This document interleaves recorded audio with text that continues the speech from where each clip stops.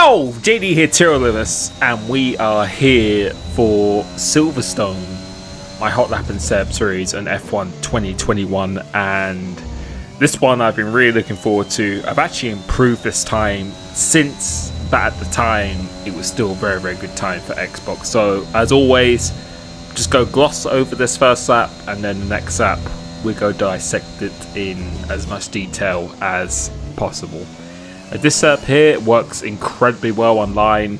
I feel the TT setups actually translate quite well to online, because tyre pressures, you need to run them fairly high on this game.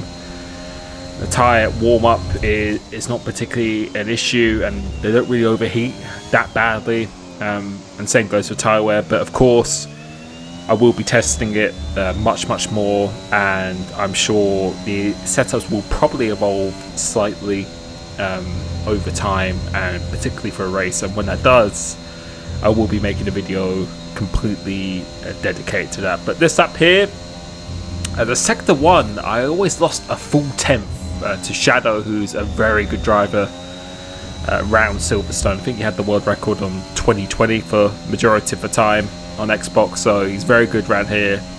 Definitely a good benchmark to go against, along with some other drivers. But my middle sector was absolutely insane, really good, and my last sector was fairly solid. Apart from this last chicane, this could have been a little bit better. I can tell you now, I have improved now to a 0.5, a low 0.5, so almost 2 tenths faster than this. So, but at the time, this was really good, and the setup was exactly the same as well. So we're going to move on to talking about this lap now, using the Red Bull in the equal car. So it's exactly the same as every car, equal performance. Go for this turn 1. You really want to thread the car. You want to cut as much of that turn 1 as possible, because it will gain you a few hundredths. And as the curb starts, just as you go into the curb, that's where you want to be braking. You want to be carrying a lot of speed through here. Really carry the speed. So kind of try and get all the time in the entry here. You might not have as good exit, but overall, I find you will gain more time. Get the DRS sign. You can still going to be close to a 10th down on Shadows. He has a very good first sector, but here, carrying a crazy amount of speed just after the 50-meter board. You want to hit the last part of this corner. Don't go too tight, and now try and be as tight as you can. Don't let it drift out too wide. I like to keep it still very tight to the inside. Short shifting into 4th gear and run on this exit curb, and then go full throttle once the wheel is straight. Stay nice and tight here again to minimize the distance of the track. And for this corner, really just before the 50-meter board, that's where you want to start be turning in. You can do this flat out.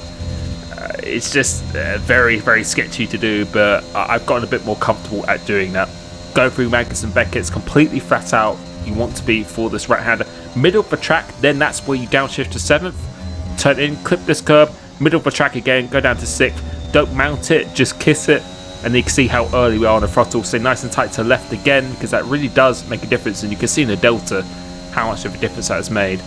At the end of Hangar Straight, once the curb starts, that's where you're braking and turning in. Again, doing quite a late apex, trying to get that last part of the curb, run on the exit, but not too wide. And as the curb starts here, probably the most simple braking point, but one of the most important. Go down into the 3rd gear, take a lot of curb on this inside, kiss this one, but not too much. I did a little bit too much on that occasion.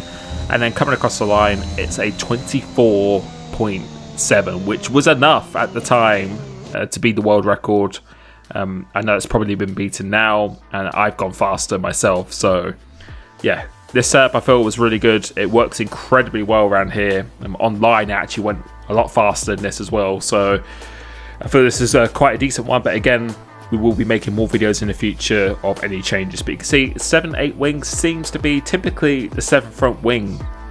Really is the norm on this game here. It works very well. 74-56. I use really 75-55 most of the time. It works very well. You can see all the way to the right. I don't think that's going to be changing too much too soon. No rear camber this time, because I don't really want that too much low speed rotation. Front toe just for a little bit more on a high speed, all the way to the left of the rear. And you can see quite a soft suspension. Roll bars just to get that rotation in the high speed. And then the ride height for good on the curbs and good in a straight line. And the tyre pressures these are the ones I typically use now, and they work very, very well. So give it a try.